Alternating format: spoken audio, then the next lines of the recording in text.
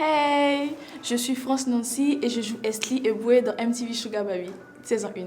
Il y a eu un moment où Esli était confrontée à une sorte de violence dans sa petite relation qu'elle a commencé avec Marvin. Et c'était lors d'une soirée où elle a été brutalisée par celui-ci. Donc honnêtement, moi, étant Esli et étant moi-même France Nancy, je pense que c'est quelque chose à ne pas tolérer. Déjà parce que il faut savoir qu'il y a plusieurs formes de violence, qu'elles soient physiques, sexuelles, psychologiques ou verbales. Une violence est une violence. Elle a pour but de blesser, d'endommager autre ou soi-même. Donc, à la base, je suis contre ça et j'aimerais aussi que les femmes qui sont dans la même situation puissent ne pas se taire. Il faut en parler et on doit compter les unes sur les autres. C'est pas des choses à laisser passer, non. Je suis contre ça et je pense que c'est même notre combat. Je pense que ce qui tue le plus en dehors de la violence, c'est le silence des femmes. Il faudrait qu'on apprenne à parler, à pas avoir peur d'être la victime. Ce qui était différent de ta relation avec Marvin, celle de Kevin et celle de Ruby, c'était quelque chose sur le long terme.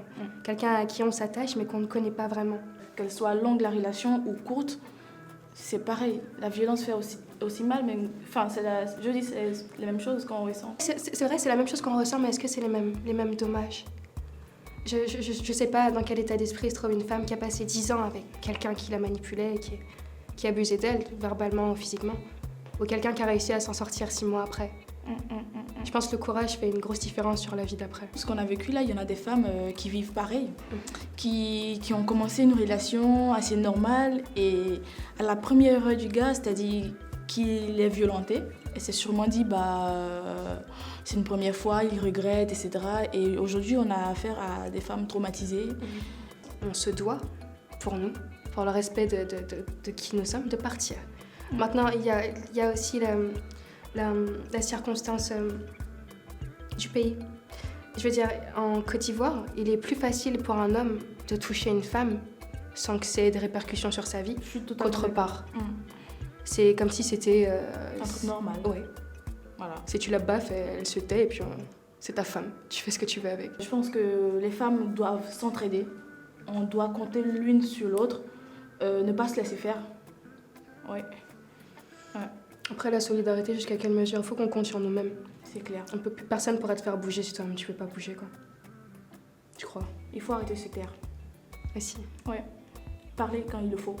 Ce qui serait intéressant, ce serait que les hommes en parlent aussi de ce qu'ils font. Ouais. Parce qu'à chaque fois, on entend parler des femmes, ça saoule un peu, hein.